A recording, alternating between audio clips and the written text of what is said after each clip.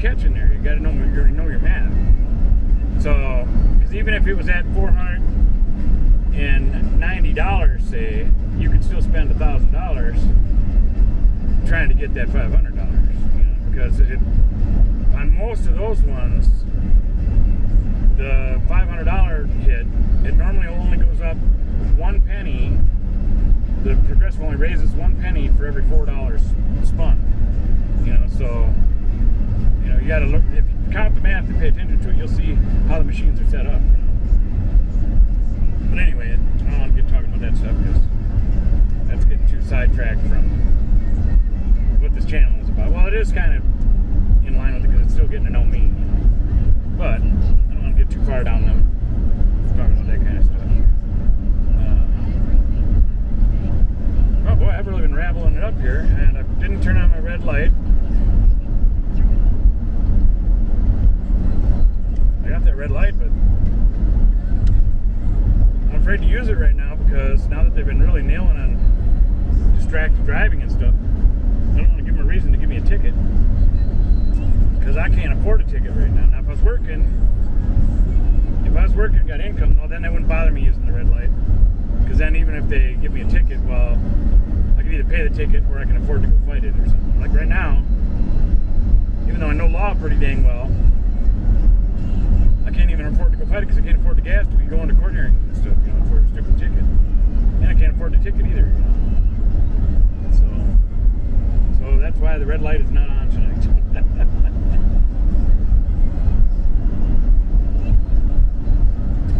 There's a car behind me, and I had to look down at my speedometer because sometimes I get busy talking, and then I start driving slower, and this guy's pretty close behind me, but then I looked and I'm not going the speed limit, so I can't be too upset.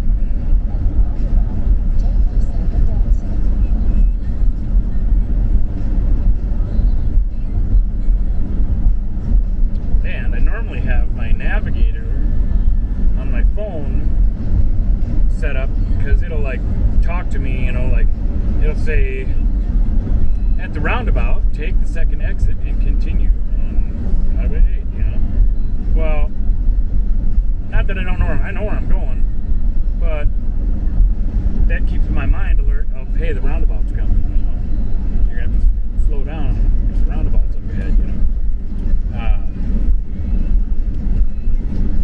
So that's kind of why I do it, and it's out of habit too, I just always do it because then it's always reminding me where the turn is, so in case I'm talking and not paying attention because I'm focusing on traffic for the main thing, but I might not be thinking about where I'm going because I'm focusing on traffic while I'm talking. And then when I would key, the navigator would key off, just because it's talking, I know I got to, hey, pay attention, what's it saying, Oh, it's telling me there's a turn coming or something, so I don't just go dreamlanding it through and then all of a sudden I got to turn around and I went a little ways out of my way burning more fuel. But because I don't have internet now and no income, I noticed that since I don't have my hotspot anymore that I can't afford, that I'm just using my phone, my data disappears like that on my phone. Because I got 5 gigs of data unlimited, but after 5 gigs they throttle it down so slow I can't even get half the stuff on Facebook to come up. It takes forever. So now I'm not using that because I know that using the navigation is using up data. So because I was wondering why it was disappearing so fast. Like, I don't watch videos on my phone ever. So where is all this data going? Well, I'm pretty sure it's I'm using the navigator all the time. So it's the only thing I can think that's dumping data that fast. That and I guess Facebook, whenever I'm on Facebook. That's mainly to keep in touch with my family so they can kind of know what's going on. My good family, not my rotten family.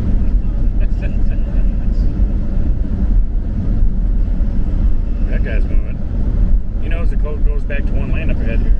We want to make sure he got past this big old square slow boat camper. So right now we are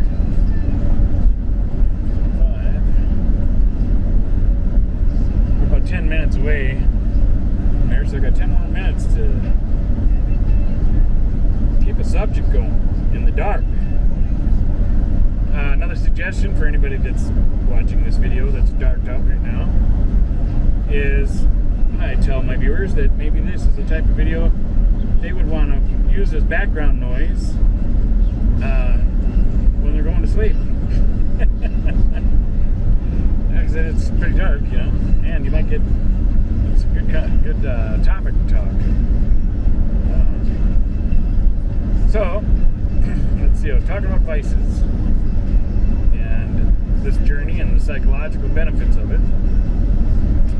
Well, and then back to my mom, when she understood that we all have our own vices, and hers was shopping. She really liked shopping and getting curtains and curtain rods and decorative stuff that were around the house and then changing it out. Like, nah, but those curtains have been hanging up there for quite a while. I want new ones, you know. Look at these new ones. Those are the old style. We got to be in to get the new style, you know. So, but it was neat. My mom enjoyed it, and I loved seeing her being happy shopping and buying the stuff that made her happy. It was nice. You know. And it might not be the stuff I would choose, but she still had good taste, and she liked it, and it sure made her happy, and that made me happy, seeing her happy.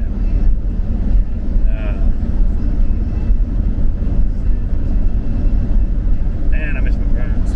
All of them. All four of my parents.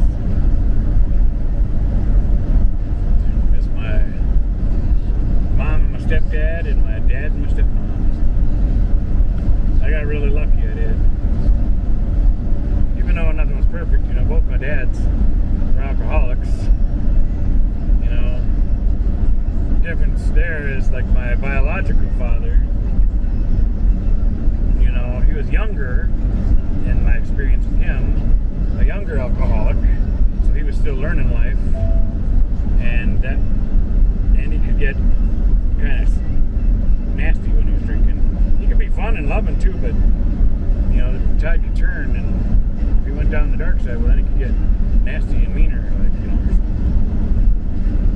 So I guess it depends on what he was drinking and how much he was drinking, right? So I'm thinking I did some more learning about why my brain thinks the way it does, and according scientifically speaking, not the Lord, because I think the Lord has blessed me with so many gifts that's phenomenal. But when I look at it in science terms, I can also see where some of these gifts come in because of what I grew up through, and according to what science says is the reason for it, you know. But it doesn't matter, because even if science is God, you know, so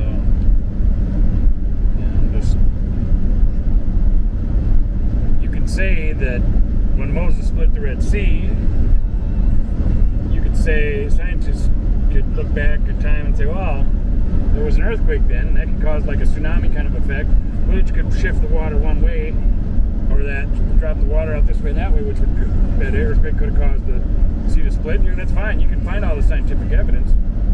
But to me, that's just, yeah, that's right. It was an earthquake that split that Red Sea, if that's what you're saying, because God created that earthquake to split that Red Sea. I actually did a documentary that I seen about that on the Red Sea. Maybe I should do that on this channel too. I did it on my other channel, and I should put it on this one too. Very interesting documentary about divers and what they found underneath the Red Sea.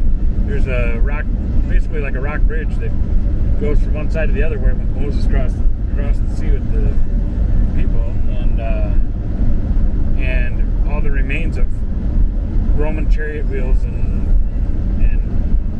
all that stuff that all fits the time period. You know? So just another thing that shows that just proves that the Bible is accurate. You know?